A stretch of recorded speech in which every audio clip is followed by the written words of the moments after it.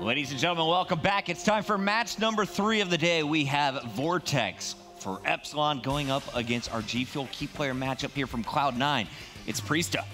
Yep, your fast-paced players, these are ones that'll be rocking those E-Rads and getting in the face of each other. I expect a lot of interactions from both of these guys, but you know that objective will be on their mind as well. Search and Destroy going to be a key game here in the best of 5. It's Epsilon taking on Cloud9 right now.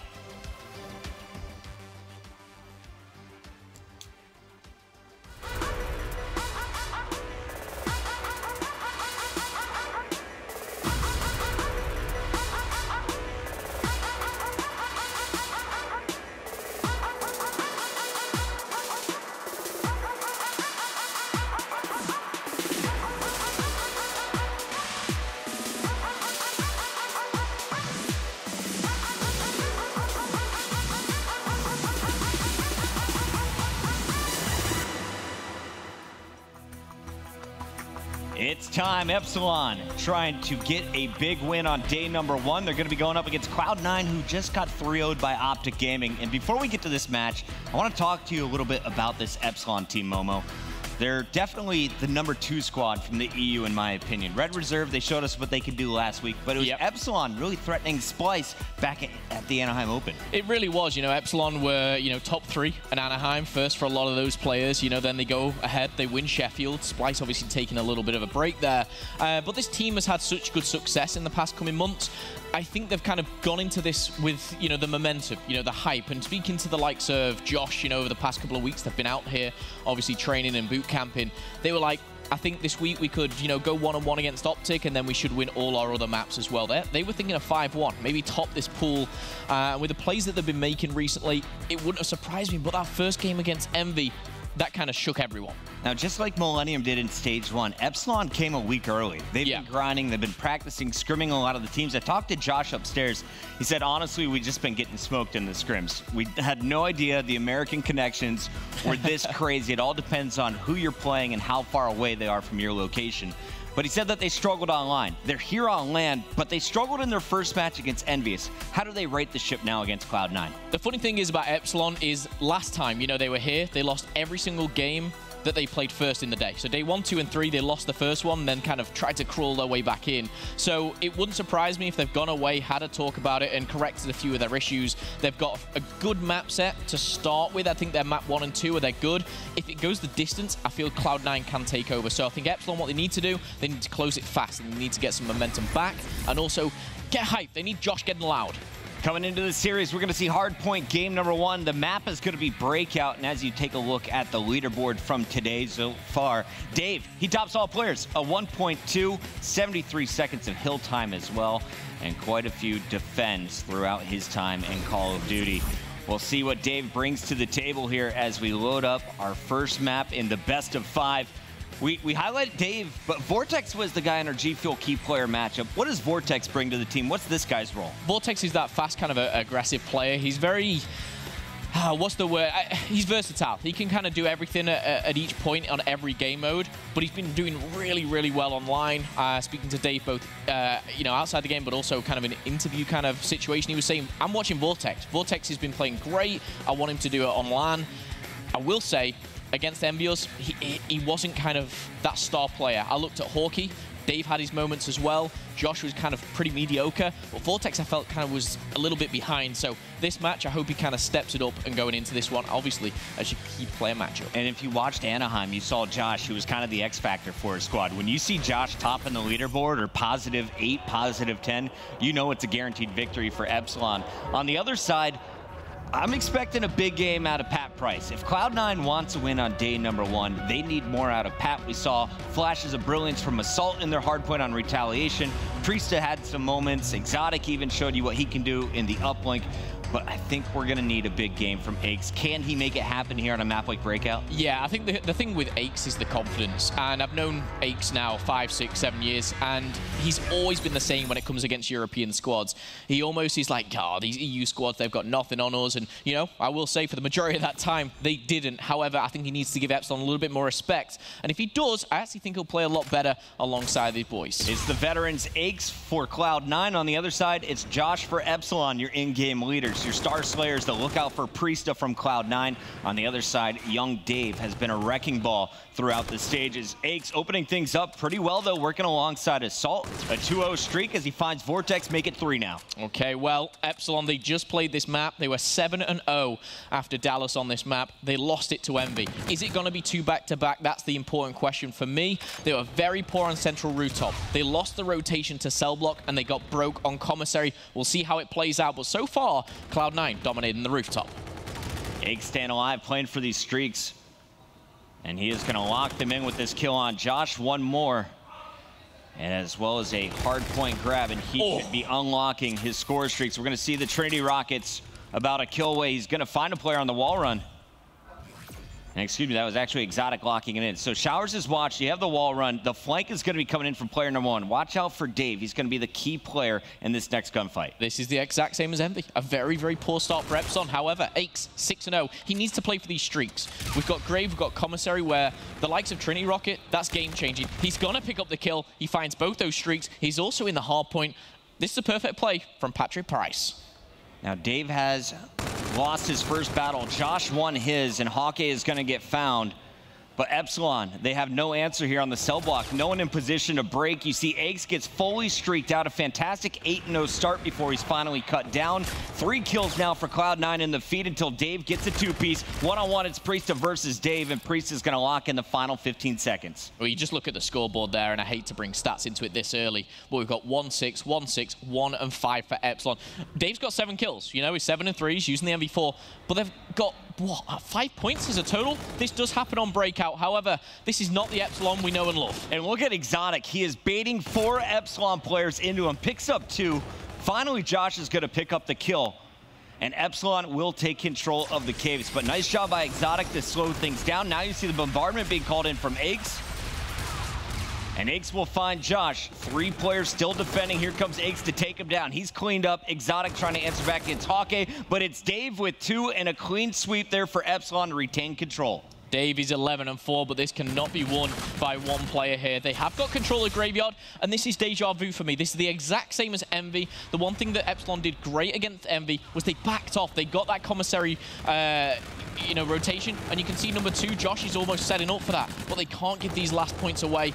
And you know what? It could be that way indeed. They're going to have to rotate. They're going to have to set up for Commissary. But they got broke hard last time against Envy. I actually don't know if Cloud9 still have those streaks. I think Trinity Rocket is still in the hands of Aches. And I think the difference maker on that last hill, look at the numbers. It was Dave. He went off. Everyone else, we checked in on them last time. They were 1-6. Now back in the game is Josh at 4-9. Vortex found his 3rd kill. Same thing with Hawkeye. But they need to keep the pressure on this Cloud9 squad. Aches using his 2nd streak, as he is now only left with the Scarab, finds Vortex with the Trinity Rockets, but not much more. And just like that, Cloud9, they retake the Commissary. However, the spawns are in favor of Epsilon. These next couple of kills are vital to Epsilon's future here in this hardpoint. Vortex is traded out with Dave Exotic with the double, and you're going to see Cloud9 back and forth. Josh, though, for his team, picks up 1 kill, taken down by Aches. And this is going back and forth. Those spawns are favoring Epsilon, though. Aches trading out, uses the Scarab to clean up his killer Vortex. Assault keeps the pressure on. 15 points to go here on the Commissary. And it was Cloud9 scoring early. Epsilon's going to mop up the last 10 seconds. But overall, a great contest as Cloud9 has total control. We're going to rotate once again, and Vortex is setting up early here with the ERAD.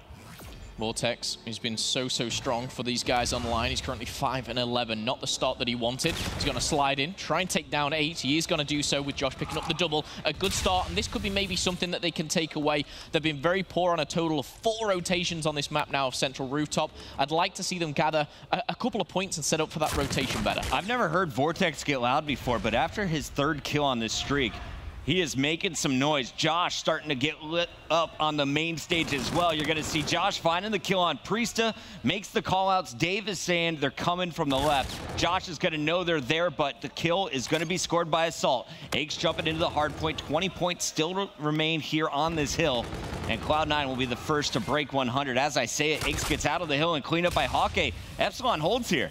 And there you go, last couple of minutes, Epsilon definitely stepping it up, and you can see that in the score itself. And you know what? Rotations, perfect. They've held the central rooftop, they've backed off when they needed to, and you can see Hawkeye is already in that cell block. Josh, he's getting the rotations, he'll be able to provide the intel here, and now we start to hear them get loud on the main stage. Dave's on a 4 streak, he's 18-8, and he's surely working towards that payload as well. Josh with the NV4 in hand as well now doing damage.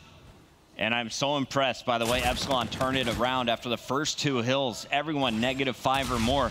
Now you got Josh back to even. Vortex within 3. Hawkeye is even as well. And Dave double positive at this point in the game. And let's not forget, this map in particular, at Anaheim, Epsilon, they 100 points Luminosity, they 100 points United. They were so dominant here. Definitely not the same scorelines as what we saw at Anaheim, but now we're starting to see them heat up, and Cloud9, they're in a little bit of trouble. They're going to go for the rotation, but Josh and Vortex, they're already there. They're already putting the pressure on. Next couple of kills are crucial. Jog tags up Assault. And now they have a 40-point lead. 37 points and counting advantage, and you are going to see Epsilon locking it all in. Dave feeling the pressure, but the grenade from Priesta is going to relieve Eggs. The team kill slowing down Cloud9. They maintain control, but for how long? Here comes the push from Epsilon. Hawkeye's going to lead it with Vortex, and Vortex gets shot from behind. Dave not there to trade. And it looked like Epsilon was ready to go. Then they all stalled out. The whole time, Cloud9 is scoring here. Yeah, smart play from Priesta there, just tucking himself away in that corner. Takes anyone sliding into the hill out immediately. However, we have seen the last couple of minutes definitely go in favor of Epsilon. And we're going to see the payloads coming in a little while as well. Exotic, I think, has already got FTL to his name. But this is a bloodbath here. This is going so back and forth, but a 7-kill streak. Make it 8 for Hawkeye. 14-9. And now, really starting to step it up here. And he's putting the pressure on. He's not stopping. And that explains why Hawkeye didn't push in with Vortex on that initial push. He was playing for the streaks, and now he's got them all locked and loaded. Trinity Bombardment can come down on these next hills. And we're going to see the battle continue with Epsilon up by 40. The hill rotates to the commissary. Aches and Cloud9 are set up first. What I'd like to see from Epsilon here is going for the spawns. Don't just do what you did against Envy and choke, you know, go down the choke point, obviously, of kind of that outside wall run. Use these streaks effectively. Push at the right time, and you can see 2 players going through the middle. They're playing for that spawn as well, but Assault is in a very good position here to change the game. And Hawkeye did use his Trinity rockets, was able to cut it through and pick up 1 kill. Epsilon will be able to break in, and now it's Cloud9 trying to figure out how to get back to the commissary. You see Assault loading up with Priesta right behind him. They're going to go for a 2-man hit. Priesta through the tunnel, Assault above. There's a lower wall run, though, and Josh is going to catch him from below as Vortex picks up the double with the ERAD. Stronghold so far. Aches, only one in position to challenge, is coming in.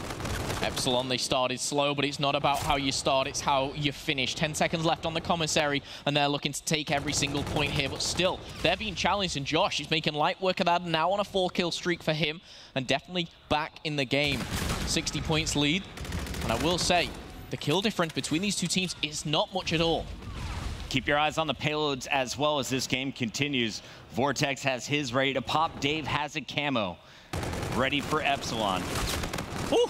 Big kill there coming in from Josh. He needed to play for the Trinity. He baited Hawkeye out. Smart play. That'll come in later. More likely over towards that graveyard, but looking to break 200 is Epsilon. Cloud9 showing their dominance on that central rooftop, but still, we just see Epsilon. They're taking this back foot of get the kills first, and I think that's kind of the mentality from what I'm taking of their new game plan, and it's working for them.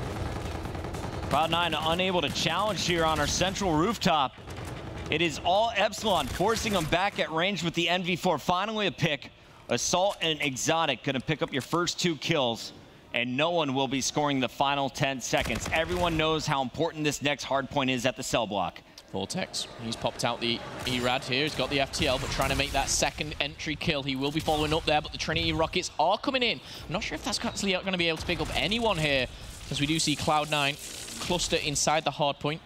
Josh, he's not going to... He's fallen off the map, I believe.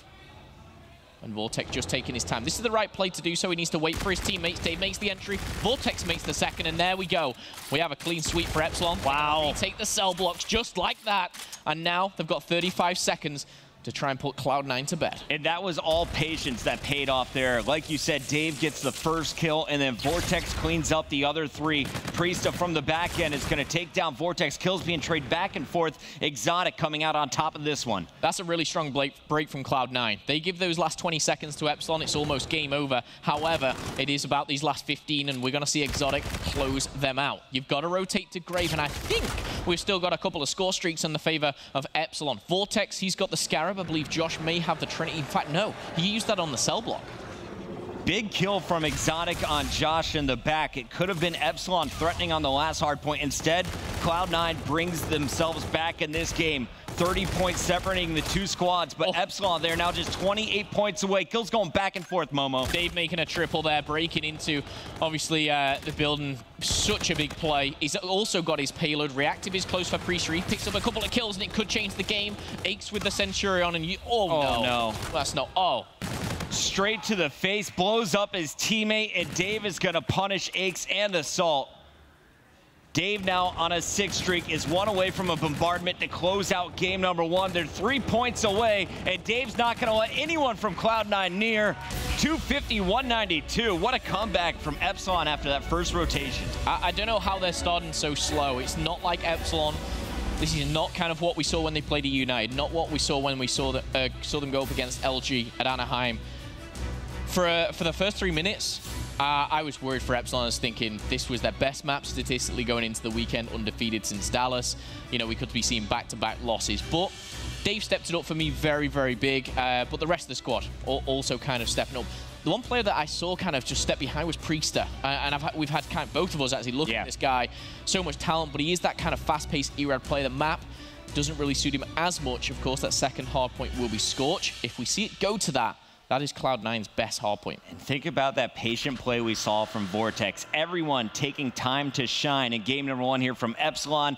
I want to give a big shout out to Dave, though. He started out 18-9. When you have teammates at 1-5, 1-5, 1-6, yeah, you're just backpacking the squad to keep yourselves into it. The second half of the game, though, everyone caught up. You saw a 7-8 streak, I believe, out of Hawkeye. He gets fully streaked out.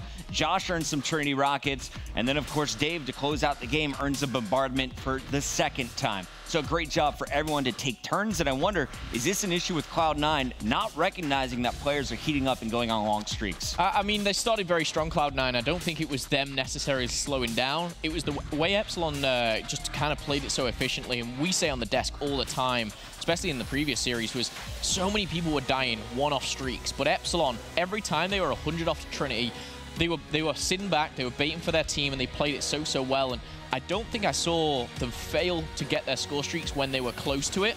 They played it very well. Like you said, I think 3 out of the 4 players all came up with full streaks at one part in that game. So, Momo, I know we have some new fans in the venue here today. I was talking to some guys who are watching competitive Call of Duty for the first time. The score streaks, of course, that's in the bottom right-hand corner of our screen. And as players are putting their points together, you unlock these powerful score streaks. The Trinity Rockets, the bombardment's the most important in this game. But tell me a little bit about the baiting strategy, because I expect to see quite a bit of it.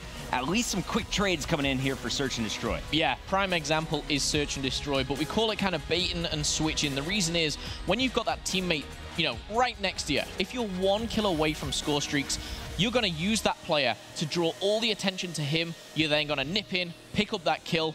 Your teammate may go down, but if you get that trade, it's a 1-to-1 trade, plus it all lights up gold in the bottom right-hand corner, and you get those full streaks, which will either secure you around in Search and Destroy, break a hill in hardpoint, or maybe score you that 1 point in uplink. It can be the difference maker. Coming up next, we're going to see throwback Search and Destroy as we take a look at the map. A guy like Priesta who struggles on a map breakout. Is this a map where he can turn his game around with the ERAD? 100%. We saw it against Optic Gaming. He was doing a lot of work in the mid-map area, 2-piecing Crim and I believe Karma as well. Well, this is also a map we've just seen Epsilon win over Envy. It was the only map that they did. They look very strong at it. So I'd like to see these two teams go head-to-head. It's going to be interesting to see. The one thing I will say from Cloud9, their mid-map control was very, very strong. They were getting in the face of Optic Gaming, but Optic, they were too strong and they read it too well. Looking at the group, I think this is definitely the group of death so far. And this Cloud9 squad, they have not won a game yet in week 4. So they need to turn up right here tie up this best of 5 going up against Epsilon. Here comes the push. Priesta waiting and trying to bait for his teammate Aches. Unfortunately, Vortex gets the kill, gets out alive. I think that's the problem sometimes. Priesta, very fast, very aggressive. Who's there with him? No one. You know, they had 2 players for Epsilon in there in the mix, and we're going to see the trades come in. This is what we talk about, and now Assault is left in a 1v2. Numerical disadvantage. The only thing he does have going for him is he has that bomb. He also is on a 2-kill streak, so if he can survive this round, he's working towards that Trinity rocket, as you see in the bottom right. Assault needs to get the ace to win round number 1. He could still stall out the time, but the win will go to Epsilon either way. And you're going to see Assault take his time going back to his old position, and he's had this bomb all along. They had no idea that he escaped through bowling and doubled back, so this is a free plant. This is really good as well. The positioning of Cloud9, of Epsilon, gives the chance for Assault to get away and get set up. Now, he should be able to maybe pick up the first kill with the MV4. But Epsilon, if they play close like they are, those 2 red arrows flying around together, but no. Perfect. Separated for a second, 30 seconds on the clock. Assault, all he needs to do is survive. Dave hot on his trail. Is coming in as he's reloading. Dave gets the first shot, and Assault won't be able to clean it up. Dave clutching up. They do not throw the 1v2. Epsilon taking your first round on defense. It's not the first time or the last time you'll hear Dave clutching up this weekend. Such a strong player for Epsilon. He was tipped to be the MVP if they, of course, took Anaheim, but they fell short to both Splice and Luminosity. Cloud9, though, they feel very, very confident. I said it on the desk before this game. You know, they were very confident kind of taking a 2-0 win over anyone in this group, but they thought they may split it with Optic Gaming. We've already seen them fall to Envy. For me, I actually think this is a must-win for Epsilon. You know, you finish day 1, 0, and 2, you're in a very, very tough position, especially in this group. Vortex on your screen has the bomb, and it's already going down. Sniper watching over him as Hockey gets tagged up. It's Assault pushing out. Dave, though, is going to clean up the kill. So it's Epsilon drawing first blood, bomb down, and it's now 3 out for Cloud9. Only Aches left up, and as we say it, this round's over. Dave plants the bomb and gets the kill. Then he gets away and another kill. You can't give this man too much credit sometimes, but he's really starting to shine here. Aches the final to fall, and that comes from Josh with that MV4. Again, this is where we saw them shine in the previous series. They lost 3-1 to Envy, but their throwback S&D was very, very strong. This is a map also. Cloud9 have just lost to Optic. Cloud9, they lost Priesta early in their first attacking round. We'll see the setup this time. Priesta, player number 1, going exactly to that original position. In their last attempt, Aches was overwatching from the window, and that is the same setup you're going to see here in round number 3. The punishment coming in as Priesta finds 2. The trade, though, Hawkeye is there, knows the pressure's coming, but Exotic cleans up the kill. 2-on-1, just Vortex left alive. He's going to be outgunned here. Yeah, and again, efficient trading when you got 2 players stick together. Strong play from Cloud9. But that's Priesta again. He did the exact ssame to Optic. 2-piece in the middle with that Erad. Probably one of the best Erad players in the world right now. And honestly, you know, that can be a difference maker on a map like this. When you're getting first blood so often, is what he was doing against Optic, but they were failing to close out those rounds. They actually went 2-0 up against Optic. They go 2-0 down here against Epsilon. Can they get back into the game? That is the question. Just like game number 1, it is Dave from Epsilon jumping out on the leaderboard. He is 5-1 after just 3 rounds. We open up round 4 with Vortex, bomb in hand again. He already has a plant. Is he going to get the proper protection? It looks like Aches is the player on the other side of that wall threatening. Yeah, this time Vortex is taking the bomb. Josh suffers to the first blood king. It's Priesta once again. That Erad, so aggressive, so strong. Maybe getting Cloud9 right back into this game. 55 seconds left on the clock, and this one a lot slower. Aches finds number 2, and this should be a Cloud9 victory. And you saw Vortex as well as Dave putting all of their focus on player number 4. Instead, it is Aches who's waiting around the corner, gets that bait, and jumps on the opportunity. Cloud9, strong defense, never let the plant go down early on. And I like the way Cloud9 kind of finished that round as well as they started it. Priesta started very fast-paced, but they regrouped. They kind of threw around as the unit. They knew exactly where Epsilon were playing down at that A site, and it seems like they're reading them a little bit better. Going into round number 5, though, all tied up between the 2 squads. Bomb in the hands of player number 4. That's Assault, your bomb carrier. Assault carried it in round number 1 as well. Hawkeye is going to be forced back. Is Assault going to push up and plant it? It looks like that's the game plan. First blood. It's Assault with the Hail Mary grenade that connects on Hawkeye. And now with a 4v3, they get the bomb down. They've got everything going for them now. Josh, bit of a sticky situation with the ERAD at long range here. Dave will level the playing field up. He unlocks his camo. Already. Taken down by Aches. Round 5, Dave already has a camo locked up for the next one. This, though, a 2-on-3 for Josh and Vortex. Finds one, slides and finds the second. Huge play there. Priester levels the playing field, but with 19 seconds left to go. He needs to check the bomb, but he's going to be caught out. Smart movement, finds himself back into top green. And just like that, I think Priester has closed out the round. Strong play. His movement, his shot. The youth is showing there. Those reactions were insane. The age is showing there from Aches as well. Josh gave him the business coming out of bowling. Yeah. And that gave Epsilon the chance. Instead, though, Priesta, the youngster, sliding through and picking up the final kill, even though there wasn't enough time to defuse. Cloud9 with an advantage once again, but here comes Epsilon. Just the way Priester had to check the bomb, but as soon as he saw the player, that slide, we heard from Aches, he's probably one of the best in the games at that mechanic and, you know, picking up kills, but he's using it to just stay alive at some points. Cloud9, though, they take the lead as they go 2-0 down in the map. And you see Epsilon switching up the strategy a little bit. They're going to the opposite bomb site. It's Dave, your bomb carrier this time around, not Vortex. Instead, they want to free Vortex up to have that ERAD at short range. He's going to be watching the flank. Everyone else set up here outside. Yeah, this is the exact same plan, a kind of game plan, should I say, that they used against Envy, and it worked perfectly for them. Aches using that Scarab just to get a little bit of intel, but what it's going to do is waste the time. The problem is now for Cloud9, they need to be aggressive. They know exactly where Epsilon are going to be. They're covering blue like crazy. But Epsilon, they have the advantage here. Vortex, that player in their side. Josh and Dave finding the first 2 kills, but it's Priest and Assault answering back. Only Aches left up in a 1v2 now, and it will be Dave locking things down. Did he get 3 that round? He was all over the kill feed after getting the plant, and he still has the camo in his back pocket. Let's take a look at Dave in the 1v1. Not a bullet was received. I lied, not a 1v1 at all. Aches was definitely looking at Dave's teammate in the background. Well done. Epsilon using the teamwork.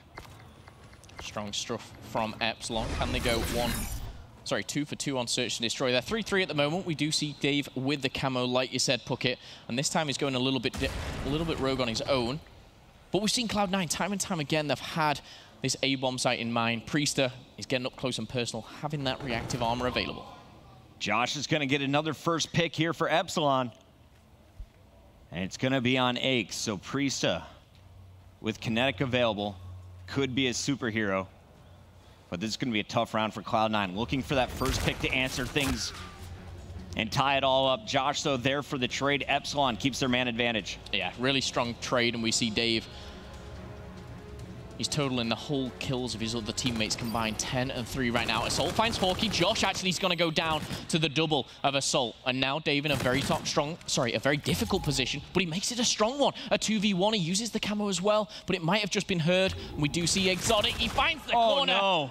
He waits, he's patient, and he heard that camo get popped. He heard it, he sat back, he was patient, and Dave will be really frustrated with that one. Massive props to Exotic here. He keeps his teammate Assault alive as Assault gets the double. Exotic putting in so many bullets on that second player, and then just patiently playing. Here's the camo, and like you said, waits for Dave to push out too far.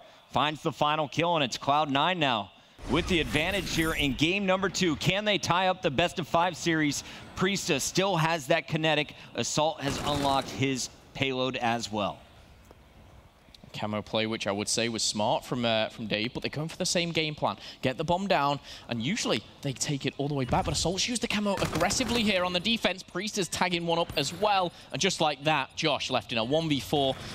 He can almost write this round off, and we're going to see Cloud9. They're going to take the lead 5-3 in the Search and Destroy here. After losing the first 2 rounds, they've really adapted to Epsilon's play. What do you think of the aggressive camo use there from Assault? They read that round knowing exactly how they were playing it previously. They didn't want to let them get the bomb down and get all the way back to blue. They stopped it immediately. But if Epsilon did get that bomb down and they were all sat around blue, that would have only been kind of the one trade. It was the fact more that the rest of the Cloud9 squad picked up the kills at the same time, all playing a part in that round. But it works out for them. So Epsilon needs to rattle off 3 straight. Priester has his reactive. Exotic, I still think, has his payload available. But this is going to butt heads at the B-bomb site. They're flying out. Reactive armor, not surprised to see this used. And there you go. Trades out 1-1, a 3v3 now coming in for the last 60 seconds, but Priester just trying to stay alive with the bomb in hand. So many first bloods from Josh, but that one instantly traded. So minute 8 still to go. You're gonna have the bomb working in the hands of Priester. The ERAD so dangerous at short range, and you see Epsilon showing some respect, trying to get the long range pick. Priester's been spotted. And it looks like Cloud9 is finally on the rotation. Is Epsilon going to jump on this? So how fast Epsilon react to this? Dave has the Scarab, so he could use that for the intel of seeing if anyone is at the A site. But I believe if Cloud9 can get this bomb down, they'll be in such a strong position. You see number 5 is Dave. Is he going to use the Scarab, though? That's the question. Perfect timing to get the exit kill, and he will find Priester. Strong shots from Dave. Makes it a 3v2. The bomb is down. We've got one player on the flank, and now the Scarab's in play. Aches is just lurking in the bushes. He doesn't want to be spotted at all, but he will be. Oh, my goodness. Nearly the turn onto Hawkeye, who's already 1-8. He makes it 2. An Assault, a 1v3 for him. It's a difficult one. He's been ratted out, and he's been spotted. Epsilon, they'll get back into this game here with the defuse. And Hawkeye actually picking up 2 major kills in that round. We heard some claps in the crowd as well. That was a 3-on-3.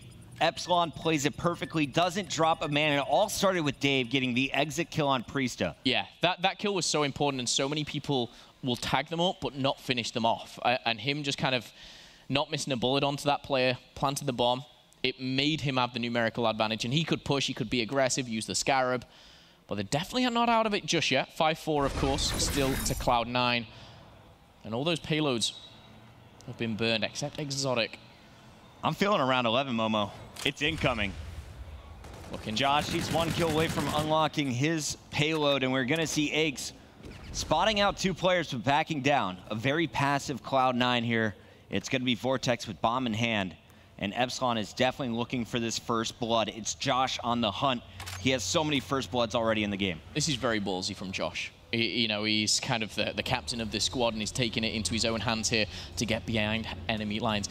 Now, this is perfect. If they get this bomb down, Josh needs to just stay alive. Hide in a corner. Wait for them to rotate. That little green bush there, perfect. Go and sit on it. Wait. Thank you. That's the game plan. Momo, he knows, and Josh is going to get first blood. Exotic trades it out. But now it's a manageable 3-on-3. Exotic, just an FTL jump to work with. And the thing is, as well, Epsilon, they have full blue control. They can sit back. The bomb is perfectly placed for them to see. This is so difficult for Cloud9 to get anything from this. Bomb diffuser taken down by Dave once again. And Cloud9, this should be seen around 11. Goodness, Dave getting shots in. Hawk is going to finish. We're going to a round 11.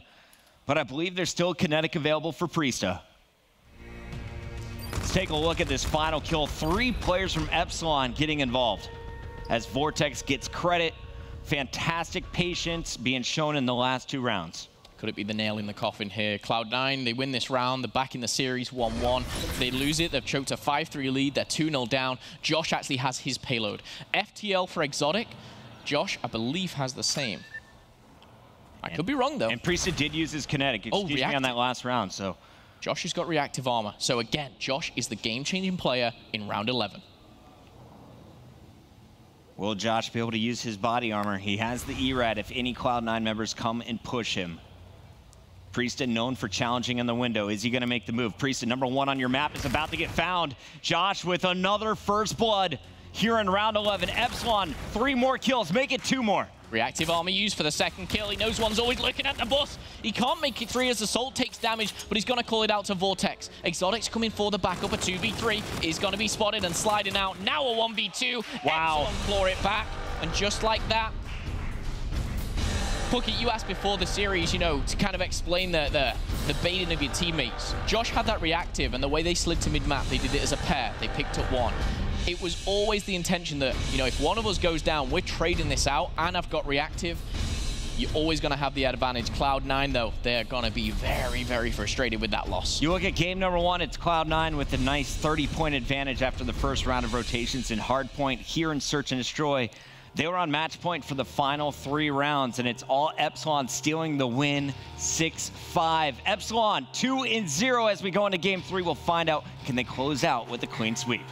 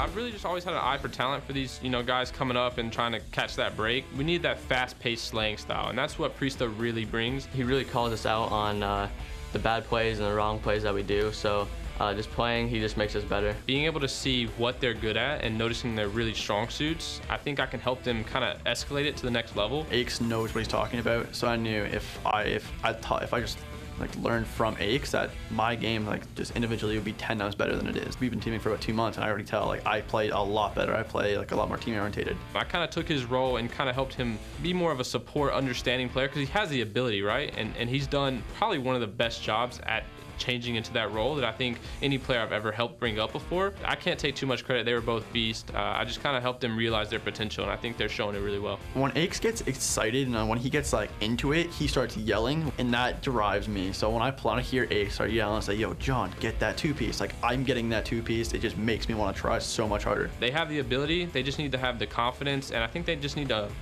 better understanding of just teamwork and how to get the win. I've been around a long time. I've played a lot of Call of Duty. I think I've got a really good consensus of how to win. It's time for game number 3. There is a look at the veteran talking about how he put together this squad. And all of the experts, they were saying after you watch these guys in stage 1, they needed a change. Is this the team that is going to help get them to the playoffs here in stage 2? This is the team that was created to do just that. And you know what? From judging on Anaheim and how they performed and placed there, absolutely. They came out of stage 1 almost in a bit of a meme, if you like, where they were 0-12. They were going to break the 0-15 record, but they didn't. And, that was okay. But they have a map away from going 0-6 in day 1. So this is not a good start for Cloud9 here.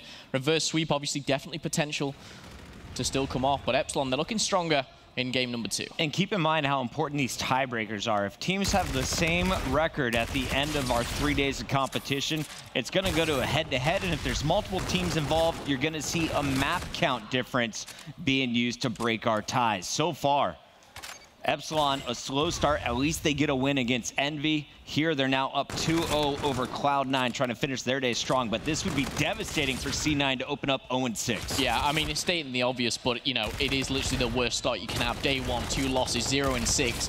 You're head-to-head against each other. Very, very difficult. However, we're on to Uplink, and we're down on Precinct. And this time, see things going back-to-back. Josh starting off strong here, 4-2. Makes it 5. Working his way towards some streaks, but no, shut down by Aches there, and the drone is going to go back to the middle. Priesta had a hot hand early on, trying to get within range, but that ERAD, no good against 3 K-bars.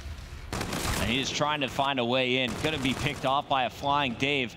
Kills being traded back and forth. Now Epsilon has the upper hand, and Hawkeye and Josh are going to go for this drone. Hawkeye falls, so Josh knows he has to defend himself. There's going to be pressure from the statue, and look how fast he gets cleaned up by Assault. Yeah, Assault's shot on point there. Unfortunately, you can't say the same for Dave, but Aches helps him out by shooting his own teammate. Cloud9, though, couple of kills back-to-back. They can start for an aggressive push here.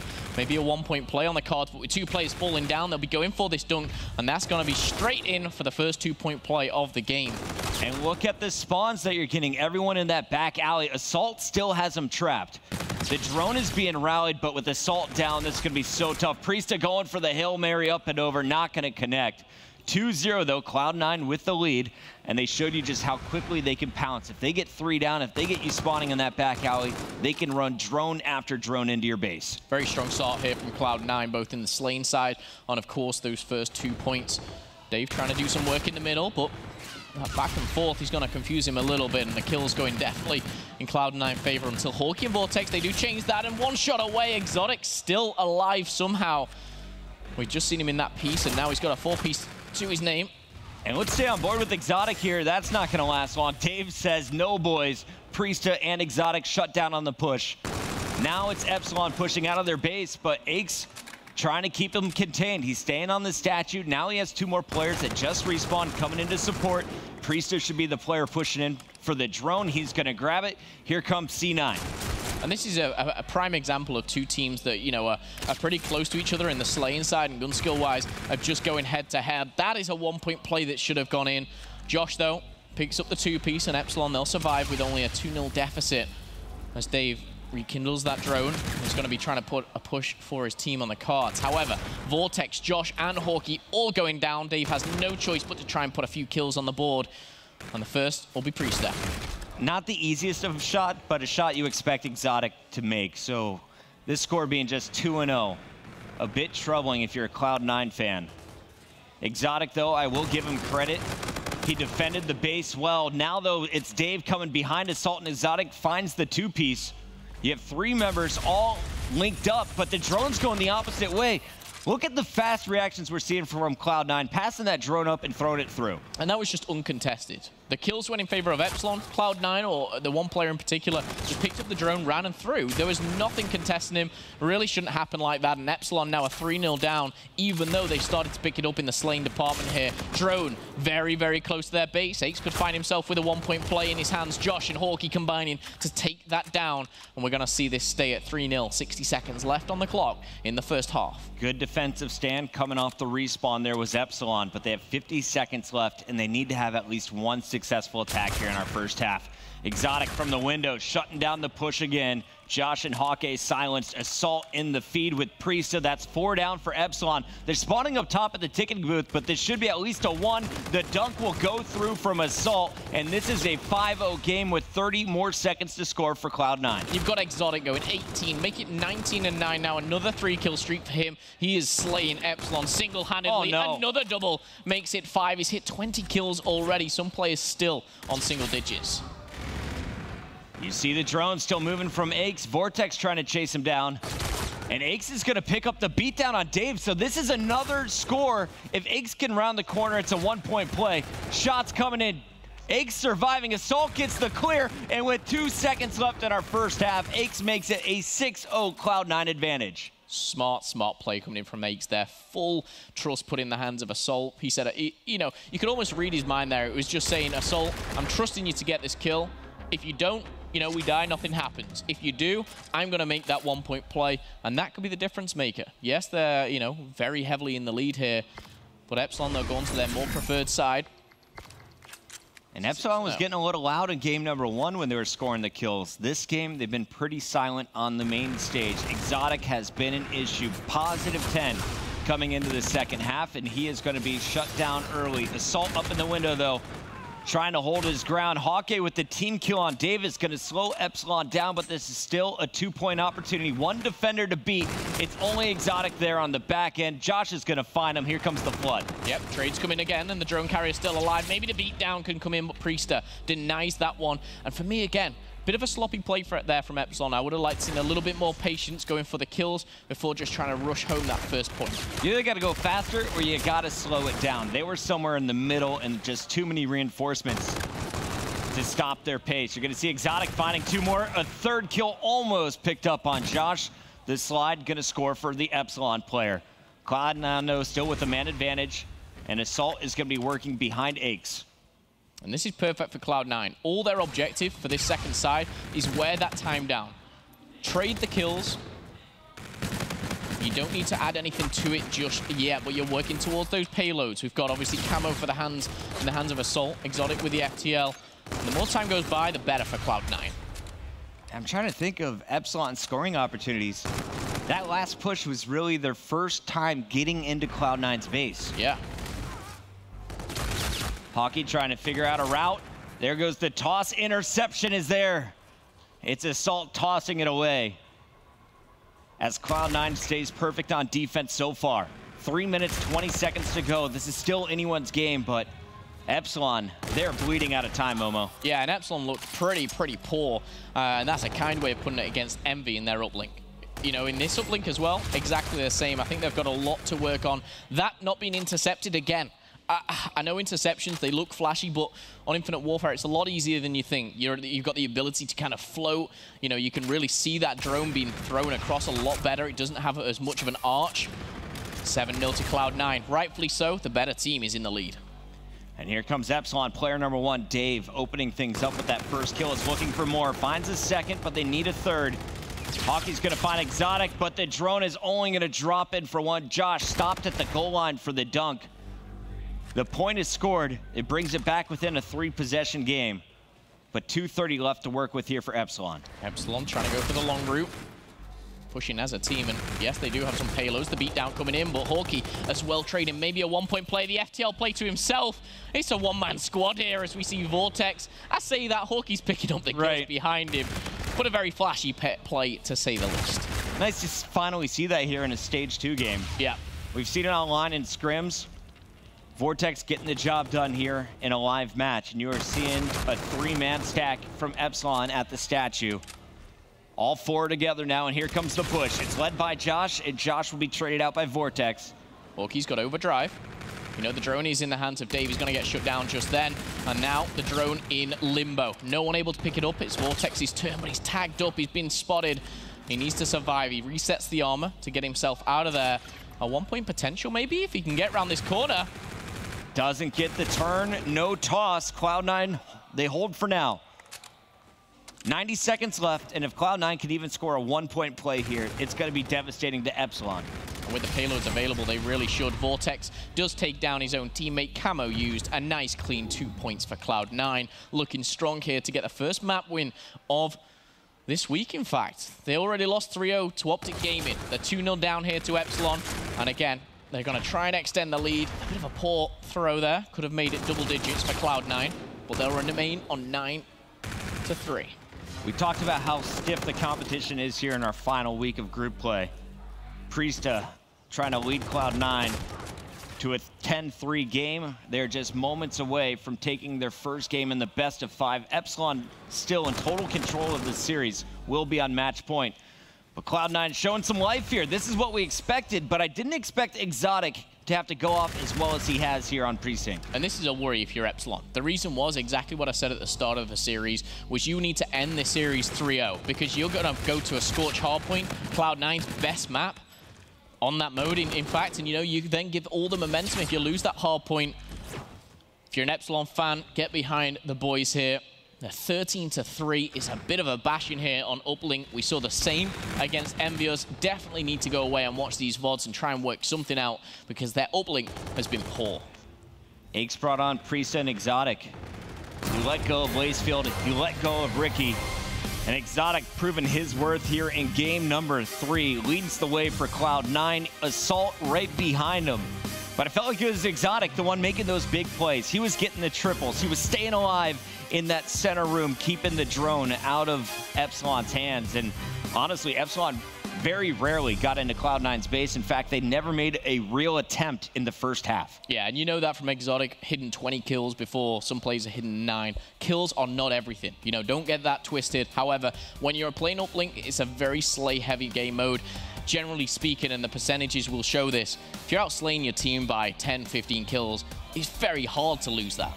It's pretty impressive stuff here from Cloud9. We were waiting to see when they would turn it up. They had a very close hard point against Optic Gaming if you're just joining us, but other than that, really no success to speak of so far.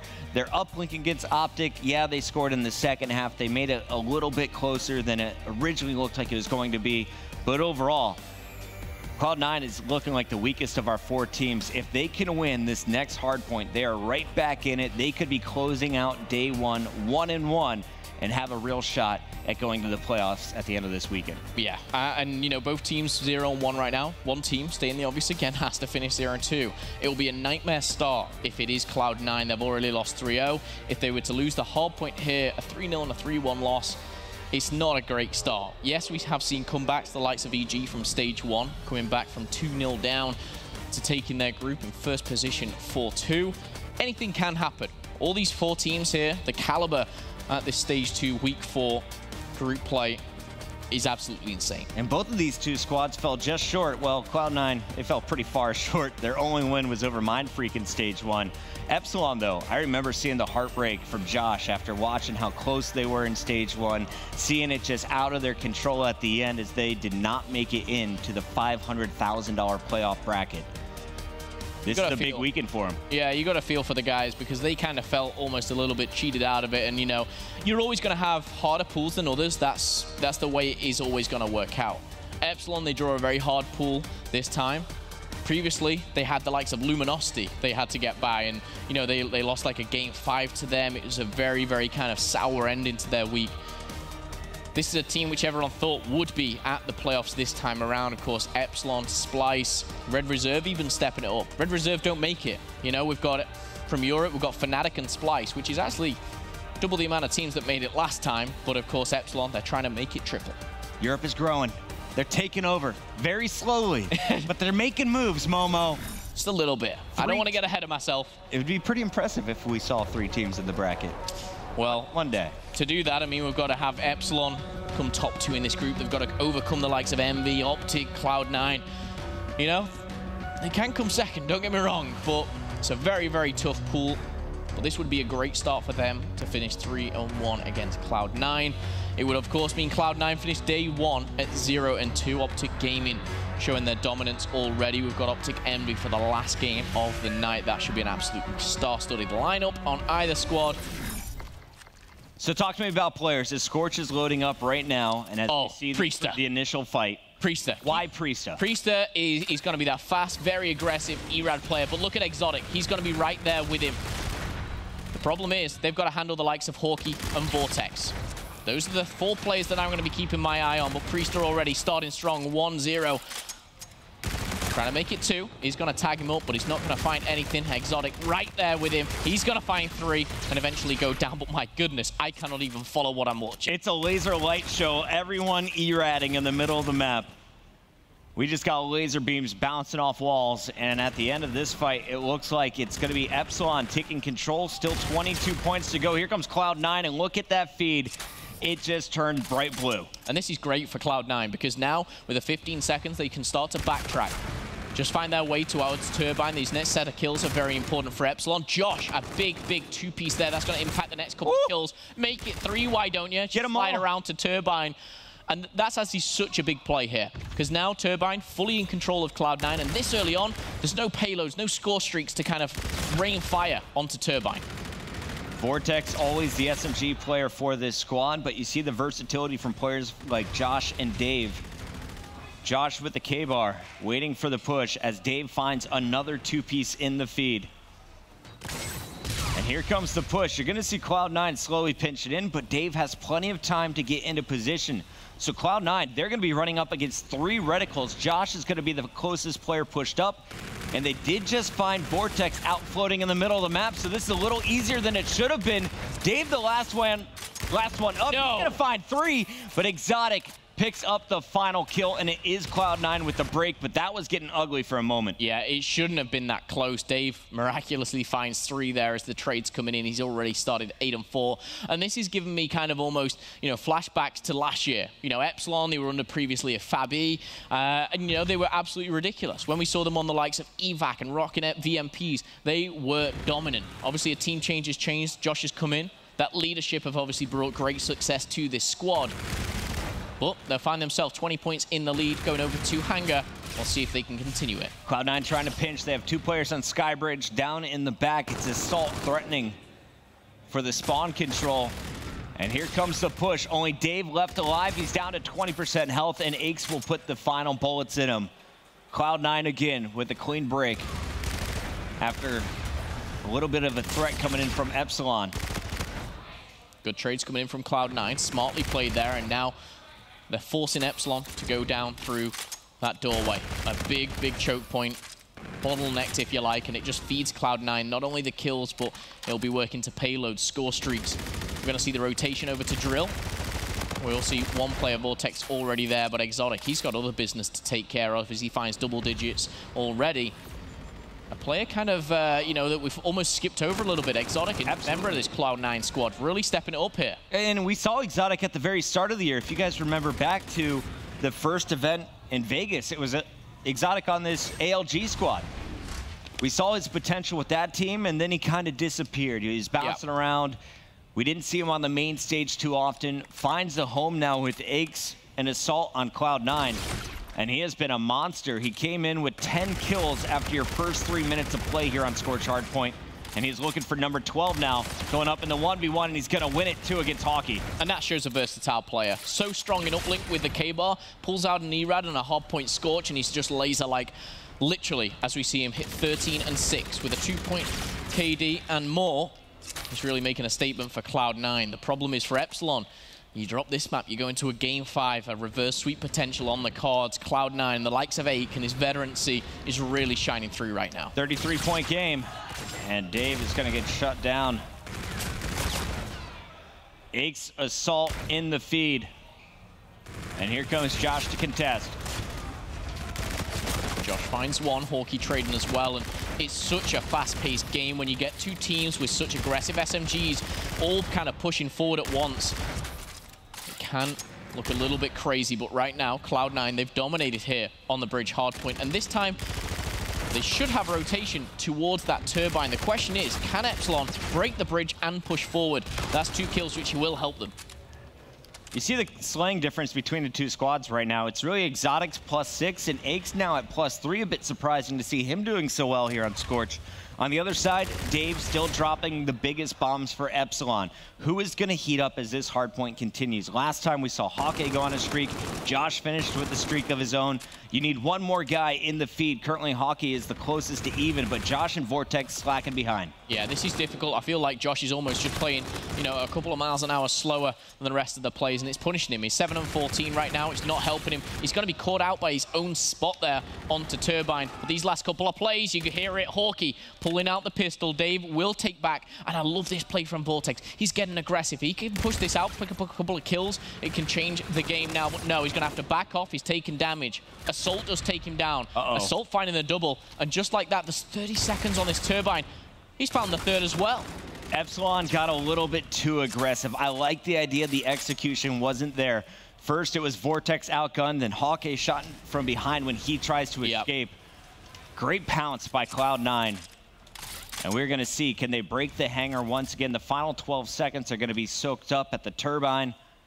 And Cloud9 now brings themselves ever closer to forcing a game number 5 after opening this one up down 0-2. Assault was key to breaking Turbine, and now he's key to breaking the hangar. He's all about the spawns. He's all about that kind of anchor role, which we've seen disappear in Call of Duty for a couple of years. But he's still kind of pushing the right places at the right time, and that's what makes a really great player. And just like that, a click of a finger, and Cloud9, they take back the spawns with 15 seconds. That's a class squad right there. Axe is still going too, baby. 18 and 14. Challenging gunfights, maybe he should be challenging, but at least calls it out to his teammate Priesta, who finds one and a second. Great use of the E-Rad here, as Priesta knows all of the angles. And Epsilon, they seem to be throwing themselves one by one at Cloud9, who is now pushing them back. Priesta charging all the way into their spawn. Meanwhile, his teammates, being uncontested, are soaking up that hill time. Over 210 seconds. Cloud9, they're within striking distance. They could close this game on the next drill. They really could, and they've been dominant on the bridge as well. Epsilon, they need to go big. I'm looking at Vortex, 9 and 18. That's not kind of the performance. Josh, 10 and 20.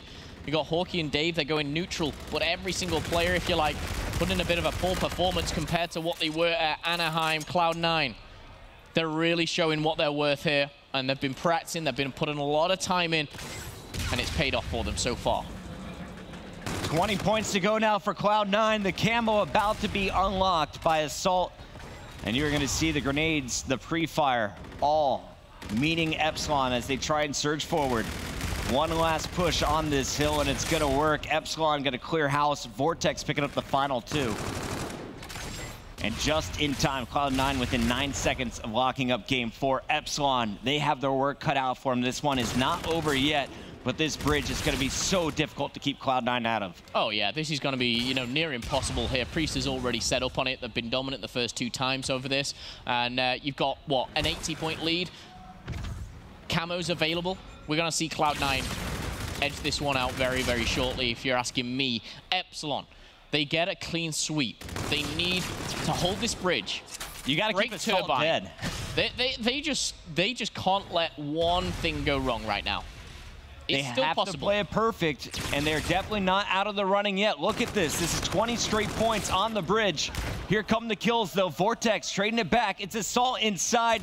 He's got some help. The FTL jump as Vortex finds one. 4 seconds to go. The camo from Dave breaks through, but not for long. Priesta is there to seal the deal. 250, 184. We're going to a game 5. Cloud9 is back in this. I think at the end there, they were denying the inevitable, and you've got a feel for Epsilon.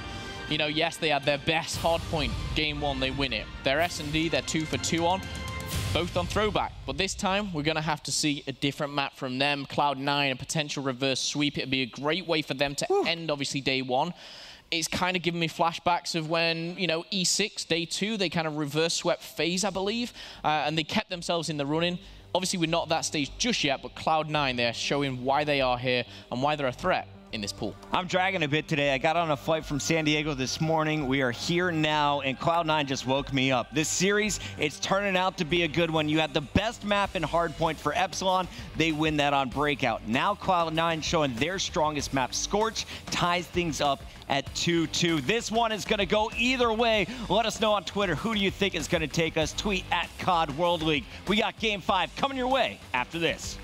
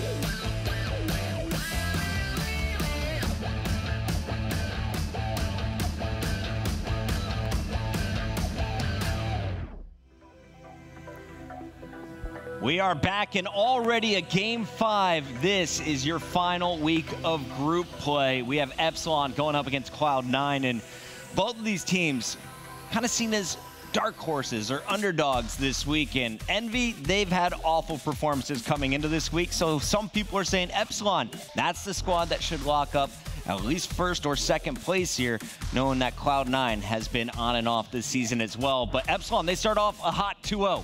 Since then, it's been all C9. How has this match played out? I mean, it was all down to the map set. You know, we kind of talked about it before. Epsilon, the best hardpoint, Breakout, You know, they did win. They had some shaky moments. The Search and Destroy, what they beat against Envy, they beat against Cloud9. You know, 2 for 2 on S&D so far. However, as soon as you go to Scorch, that's Cloud9's best game mode. And of course, the uplink. Epsilon's been pretty trash. I'll be straight up blunt about this. This weekend, their uplink, I know they've only played twice, but this is not the Epsilon that I saw at Sheffield, not the Epsilon that I saw at Anaheim. And I was joking with Aches backstage in between the breaks here, and he was saying, I don't know why everyone's saying we had a rough series against Optic. We were 15 points away. We had a tough game of uplink. We played strong throughout Search and Destroy.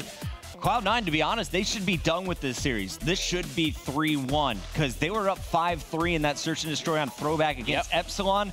They threw it away. So now they have to make their point. If they are true contenders, if they really want to be a threat here in our final week of group play, you got to pull out the win here on Breakout Search. You really do. And not only that, you take this, you got a reverse sweep, you go back, you get some food, you regroup, you talk over kind of for day 2, and you sat at 1-on-1. However, they've got a Search and Destroy to get through, and as you can see, this is your S&D leaderboards as of now. Got to look out for Exotic. He has been a star for them throughout this series. Look for him to show up big in the final Search. On the other side, it's Dave. Dave is doing work throughout throwback. Will he be able to continue? And who is going to meet the aggression of Priesta in the showers? That's the big question. Will it be Vortex? Is Hawkeye going to be pulling out some ERADs as well? We'll see how this one plays out. When you look at the two teams and you see the makeup of the squads, who do you think is going to have the advantage when it comes to the A-bomb side? Well, when you look at the A-bomb side, it's all about that aggression. If Priesta can get in there, fantastic stuff. This actually surprises me, Exotic sniping off the bat, so I'd like to stay on board with him, even though he's on the defense. And he's going to find a player in the window. It's Josh, and Josh, take a seat. That didn't take long. First blood scored by Exotic. Keep track of it throughout this game. Josh was the rock star on throwback in the second half of the game with first bloods to give Epsilon the edge. Now, we talked about the best game modes and maps and everything. Breakout S&D between both squads, it's not the best, it's not the worst. They're both pretty average on this map, you know, so the stats kind of are pretty even on this one. So far, though, it is all Cloud9 here. Hello, Exotic. He finds number 2, and this sniper is working wonders as Vortex is going to be the 4th to be taken down, but it's a clean sweep for round 1 and Cloud9. Karma's not the only awesome Canadian here in the venue. Exotic putting on a show for us. How about that round? Finds the final kill is Priesta, and we will see Cloud9 with a perfect defense. What's the plan on the attack? Do they still have a sniper in the hands of Exotic? He picked up 2 kills on D. Can he do it on the attack? Well, that's kind of what makes a great player is, you know, if he knows that this sniper is working for him on defense, if he puts it away, you know, on the attack, it just shows kind of the class of the player. And Exotic knows that. You can see here, he's like, you know what? We've got to be aggressive. We've got to get in the face. A sniper isn't going to help. So he puts that away, and I really like that and admire that from Exotic. And I want to know, is this the plan to get him closer to his score streaks? They give him the bomb. Assault is going to spot out a 4-man push, though, so everyone knows the flank is coming in. How will Cloud9 set up to defend it with bomb down? This is their round to lose. Well, the bomb is planted, and it's actually planted on a particular side, which isn't going to help Cloud9 if they all push towards the cell blocks. However, a couple of them still lingering around. Aches is the first to fall as Hawkeye picks up first blood. Josh sliding in. He does have a K-bar to work with, and now he's taking tips a little bit from Red Reserve as the bomb is being jumped on straight away. Priest is going to take the low wall run, but just like that, it works a treat, and Josh with the defuse. Josh was watching Rated last week as he gets a quick defuse, jumping on the bomb with opponents all around him. Had a lot of faith in his teammates, but also just guessing that Cloud9 isn't going to check, and you see the final kill there. Vortex picking up the flanker, keeping Josh alive. Excellent retake coming in from Epsilon and Cloud9. They got to be kicking themselves after that. Yeah, they're going to be frustrated with that one. But the one thing I will say is sometimes jumping on the bomb, it's risky. Then Josh jumped on it when his teammates had the doorways covered. You know, it was a strong play, and I like that from Epsilon. It was well thought out, and it works for them. 1-1 as we go into round number 3 here. Best of 5. We're in game 5, of course, here. Winner will find themselves a series today. Loser goes home 0-2. Should have to go back to the hotel. They'll be back tomorrow. Bomb is being planted, and this time Epsilon, they're favoring the B-bomb side. Grenades doing just minimal damage, but Vortex will still find the first kill on Priesta. Assault right there to trade out with Hawkeye. It's a 3-on-3. Bomb, though, planted for Epsilon. Cloud9 has to act, and Exotic is going to get tagged up as soon as he shows his face in this doorway. It's only a matter of time. They need a big play right here. The stun's going to go out first, and you're going to see the assist coming in. The thing is like that, Vortex went and checked the bomb there. And again, it was kind of that doubt of, is anyone going to be defusing? We see one player go back to defuse. This player's in a world of trouble. He picks up one. It's Dave, of course. But the one thing there was Vortex. You know, he didn't... I say he didn't need to check the bomb because obviously no one was defusing, but it's so easy for, you know, a caster or an analyst to kind of say that. Someone could have just jumped on it like they did. Yeah. So he had to put himself out there. He gets taken down in the meantime. And Cloud9, they're going to find themselves a second round on the board. The final kill coming in from Exotic onto that man right there. Did Epsilon pull back too far after planning? I think when they planted initially, you know, if they got all 4 kind of back into that area, would have been fine. But one player gets traded out either side, and it's almost like someone has to go back and check, you know, and they did. It was bad timing on their half. And Cloud9, they reap the rewards. Josh jumps up and spots Priestess, so the call out is made. Aches is looking for the first kill, but he can't quite finish it. He's tagged up and forced to back down. So still, all 8 players alive on the map. Here comes the first kill as Hawkeye is not able to finish. So many engagements, so many survivals early on. Interesting play from Epsilon. No one challenging through Spiral. I think that's a very wise choice. Are they going to challenge from the back? They've got to go for the retake, and First Blood will be everything here. Priest has spotted one, but he's actually got away here. Coming around the back, Exotic doubling up in the corner, and now a 2v2. Aches and Assault. They are a little bit split up as Assault still in this corner here. Josh taking down Aches. He's going to find the second, but no. Assault gets the better of him. But now it's the die. Is he on the bomb? That is the question. High and flying. Hawkeye finds Assault. We talk about COD timing. Not a time you want to change your weapon. That's the second time we've seen Assault just either reloading or switching weapons. The peak comes through, and it's Epsilon jumping out to the lead once again. Josh making the calls for the next round. They are trying to close this one out. They won the breakout hardpoint, but Search and Destroy on this map, a totally different game, and both teams, they seem to be struggling at the top. Yeah, I think as well, like we said before, it's not the best or worst game mode for both of these guys. The trading for both teams is very efficient, but I worry, you know, that first team to kind of take the lead more than one round, you know, for example, go 4-2 in the lead, they'll start working towards their payloads a little bit quicker. It could be the difference maker. On your screen, though, Dave is going lone wolf here towards B. As we see an aggressive push. This is Priester. This Priester in his perfect play. And Priester melts the first. Josh is eliminated. First blood to Cloud9. Player still on the other side of the wall. And that's bombed down. That's a lot of intel. He can sit pretty there. Oh, nope. It's scooped. See ya. I got the bomb now. Vortex going to survive, though. That's the real question. Yeah, Vortex trying to bait him out there to challenge him when you've got one player sat at the back, that being Hawkeye with the assault rifle. But Epsilon, they're in a bit of trouble here because they're a man down and they've got to be the ones to be aggressive. Pushing through the showers and towards mid. Spot an Exotic. Priesta never bought on the bait earlier, and now he is jumping into action, finds Hawkeye. And Priesta's behind this Epsilon line of one by one. They all fall in the middle of the map. Nice patience from C9. Yeah, and that all comes from Priesta's first blood. And yes, it's, you know, you can say it's a 50-50, whoever wins that first one, but Priesta is positioning. He uses the bomb as the cover. One of the best covers you can get in this game. Gives you that perfect cover, that perfect line of sight, and he's just that ERAD player that he's going to be a nuisance. It's going to be difficult for Epsilon to get into A. However, Epsilon will take the defense now, and they'll try and claw their way back into this. 3-2 down, though. Priesta with a 3K in the previous round. Who is going to answer back from Epsilon? Aches looking for the early grenades. Not going to find anybody. And he's going to turn his back as the rest of his squad is going to be hitting graves. Hawkeye pre-firing with the NV4.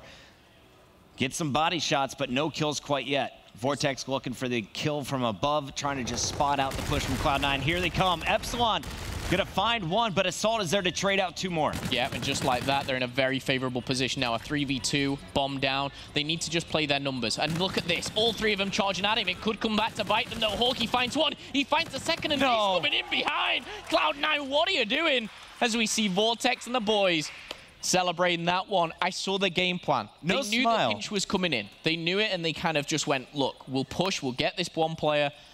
But just like that, taken down 1 by 1. Hawkeye gets the nastiest 3-piece right there as Cloud9 challenges.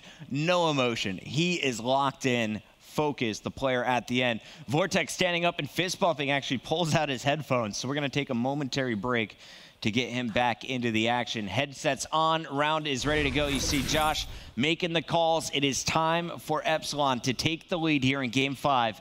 Will they get it done? Bomb in the hands of Vortex. Once again, it looks like a B hit. Yeah, and I think a wise one. You don't want to be challenging Priester over A. However, it looks like Cloud9. They're reading that play. Aches, though, backing down here. They've not seen anyone just yet. Assault has that camo. 7 and 3, of course. Big plays to start things off, and that grenade not connecting. But wow, for me, this is a ballsy play to use camo on a defense. It works out for him this time, and just like that, Vortex finds one.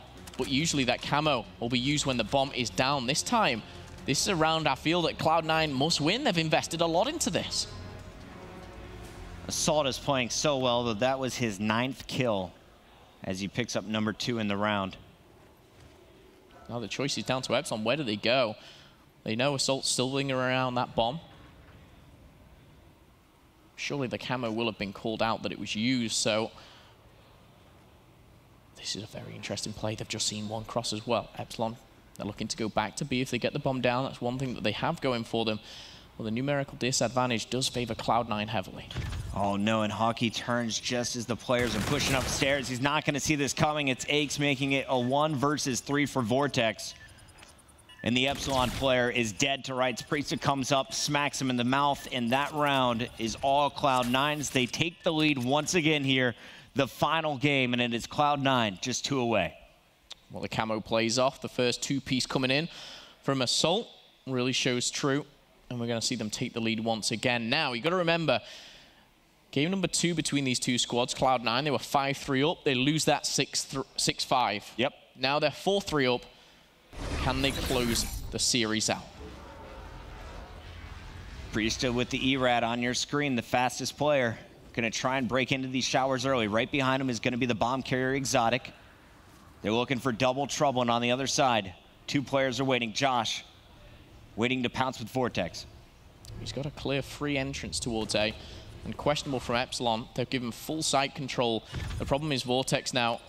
What does he do here? Because the bomb is down. The Scarab's going to tag him up as well as the shots coming in. A 3v4 retake. This is not good for Epsilon. And I thought Vortex was going to have a buddy there, but Josh actually goes up top in the window. So Vortex was left all alone. And now they're going to have their hands full. There's Josh in the action as he finds Priesta. It's a tie game.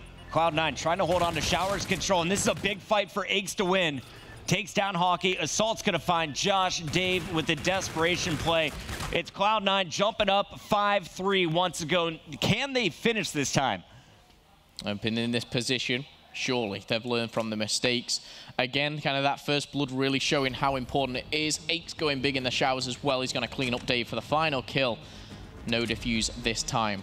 Epsilon, they're 1 round away from going 0-2 in day 1. A team tipped to be a top 2 finisher in this group. Back against the ropes here. Everyone's saying Epsilon. It's that rising threat. It's this new squad that is going to be causing problems. They finished 3rd at our Anaheim Open. They missed out on the Stage 1 playoffs. Trying to get into the $500,000 tournament this weekend is not going to be easy if they lose both of their matches on our first day of action. Here we have Dave with bomb in hand. They are taking this so carefully. Reverse sweep potential coming in for Cloud9. 1 round away from winning. FTL is the only payload available for Vortex. Nothing game-changing, but it may just save his life for 1 round. Cloud9 are right back in their spawn here. And Vortex knows he's been spotted. Sees Priesta again. Early shots are going down, and the Scarab is cleaned up. Scouting information given to Cloud9. And how is Epsilon going to react? Only 30 seconds left. A bomb plant yet to go down. Now we're going to see grenades coming in. We're going to see a push here, and that's going to be aggressive. First one is Priesta to go down. That's a key player. Josh trading things out. This time, Epsilon have the advantage. Bomb is down. Oh my goodness. Assault has just destroyed Dave over that bomb site. Assault had about 30% health, and he and Assault will make it a 1 versus 2. Just Josh left up, and he's going to get caught, gunned down. Cloud9 this time around closes things out, and they will lock up their first series win in our green group. Reverse sweep coming in for Cloud9. Assault, that round 11 there really showed up. I say round 11, he was great throughout the whole series, but for me, that S&D was kind of the shining moment for him. Very, very happy with himself. You can see smiles all around there. I'm not actually sure his ending stat line, but my goodness. We have some C9 fans here in the crowd cheering on Assault and the boys all series long. Epsilon, though, they have to be devastated. Losing the first series against Envy was a bit of a shocker, but they were so confident coming in against Cloud9. Didn't go their way today after a 2-0 lead in the best of 5. It really didn't. You know, these guys kind of came into this, and not that they weren't worried. They treat all these teams with respect, but the one trouble they were thinking they may split series with Optic. First day, you've lost to the other 2 teams, so very, very tough. I will say a 3-2 loss, it's better than 3-0, but there's no positive to take from today for Epsilon. Very, very difficult. And this is the one day they don't play Optic. We talk about those easier days. For Epsilon, this was one they could have finished 2-0, and I think they needed to. Despite the run in Anaheim, there's still a lot of doubters around Cloud9. Aches trying to prove everyone wrong this weekend, and right now he's on the main stage with Maven. Great stuff, gentlemen. Patrick Price, the best hot mic guest that I've ever had in my life. Still fuzzy? Still fuzzy, buddy. All right, so you go down, you lose the first series 0-3. All maps were competitive. Every single one you could have won, but you got 3-0'd. What was the conversation with the team kind of after your first series of the day? Honestly, we did not care we got 3-0'd. Like, it sounds weird, but like every one of those matches we feel we should have won. Like that S&D, I know it was 6-3, but there was so many rounds that should have went our way. Just some lack of, I guess, miscommunications on our end. But the uplink was close. It was what we expected. You know, the Optic's probably the best team here this weekend, and to play them that close was fine for us. Yeah, I think all 5 map losses you've had, you could have won. And let's go into this series. You know, you were up in the first 2 games, right? Things kind of fell apart. What went wrong in the hard point in the search and destroy for you to kick off the series? I think in the hard point, I got off to a hot start. I started like 8-0, and I kind of slowed down a little bit. But honestly, they had like a double MV4 set up, and we realized it a little too late. And you know, it was shutting down our ERAD. Preston, he wasn't able to kind of do what he normally does for us. So next time, I'll probably pull one out to kind of combat that. That round 11 S&D was just unlucky. It was another miscommunication play on throwback where Josh killed Preston underpass, and Preston turned for just a second. So if that didn't happen, we could have got a 2-piece going into round 11. So that was unlucky. And then the precinct, we blew him out, and Scorch is our best map. So. Well, talk to me about, so you were down 0-5 map count at one point in this, right? You have to mount the reverse sweep. Where do you think the turning point was for you for the reverse sweep? You know, John caught fire. Exotic, he caught fire on that precinct uplink. He was getting loud. He had a monster first half, like double positive, 21-11 or something. Just him getting loud, getting hype, and doing well just kind of fueled us. But honestly, like I know we were down 0-5, but we felt like we should have won all 5 of those maps. You know, so it wasn't like a, oh man, we just got destroyed. It was just like, oh man, we choked. Oh well, come back hard.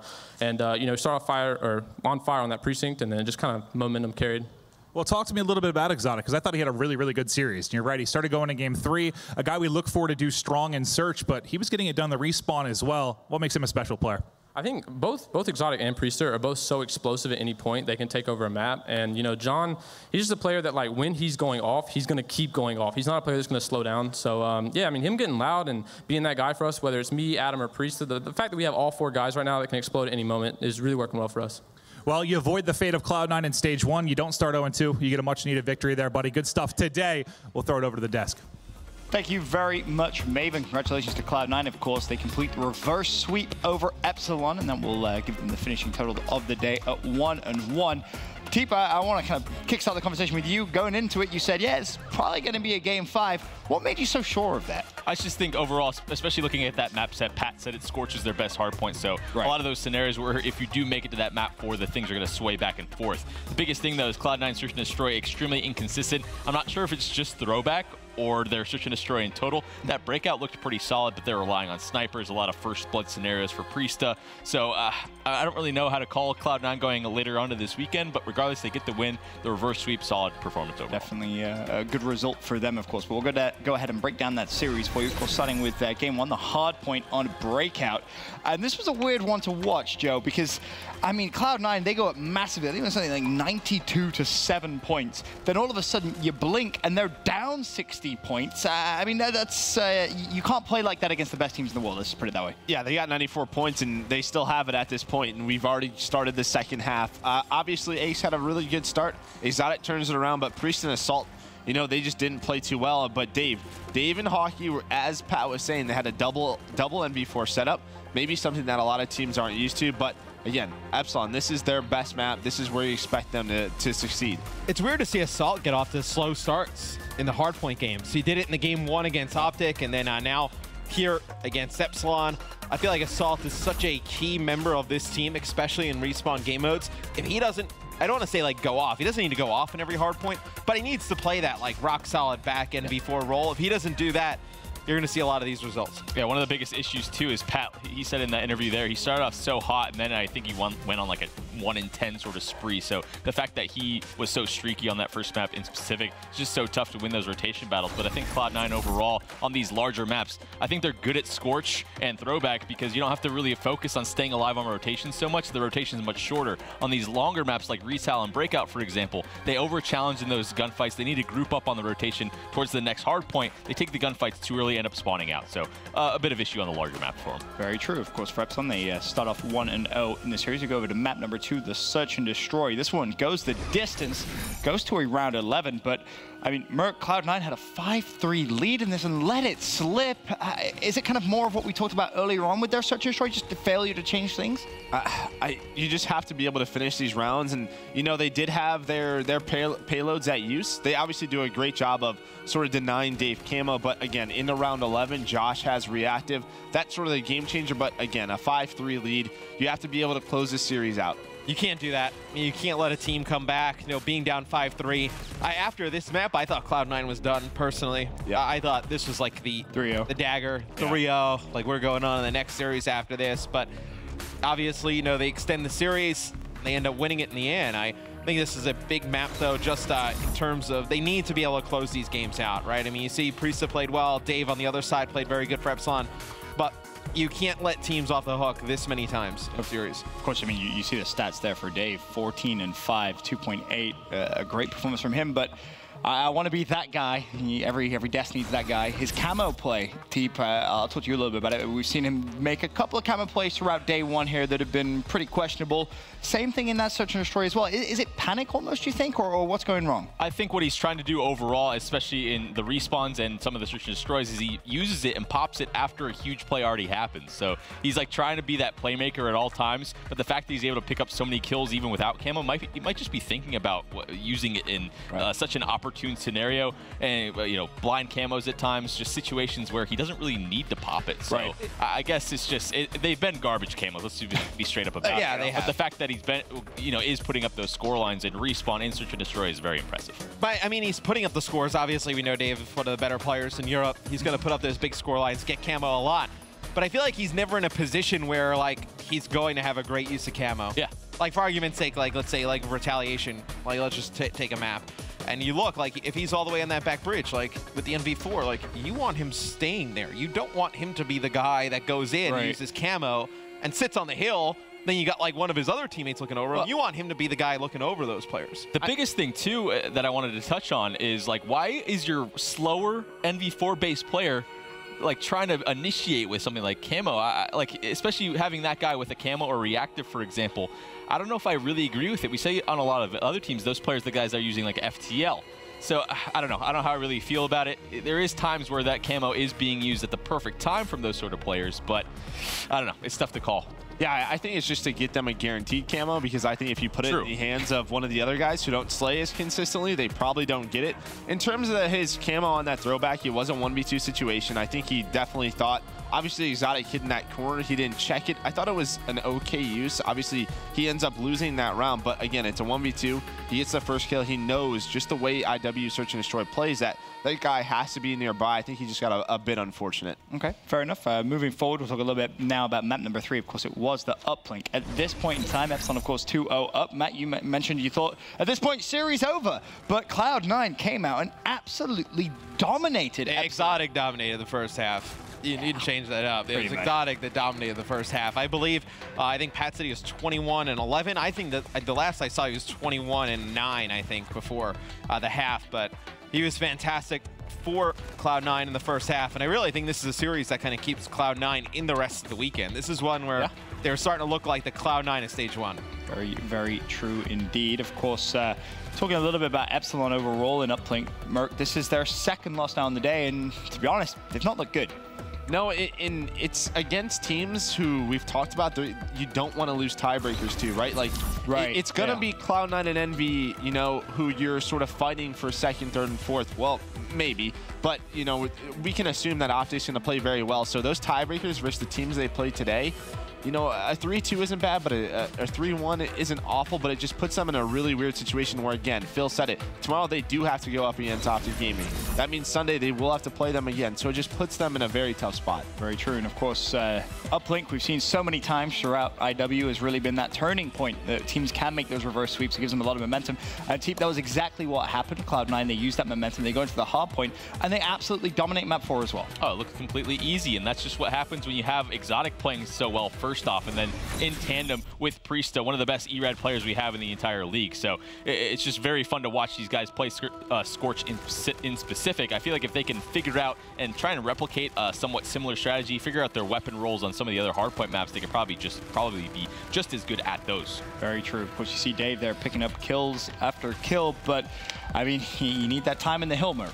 The big thing to me, just look at the scoreboard again. Josh and Vortex, I feel like those are the two role players who have to step it up in the slaying category. You know, Phil had Josh as a player to really impress him this weekend. You know, Vortex, again, we saw him on that first hardpoint today. He had a 0.52 KD on that Frost uplink. Like, right. That can't happen. He definitely has to step it up. Josh, a 0.42 It's not even the 0.42. It's 10 kills in a 250-184 game.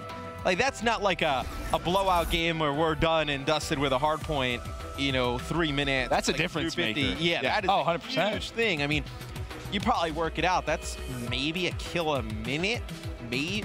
I mean, that's not. It's a pretty long game. That's for sure, and especially tough. you consider the pace of the game as well. Not less than kill a. Yeah, I mean, could be. I'm actually curious to actually figure that out. Probably like how long the game actually lasts. It's not a lot.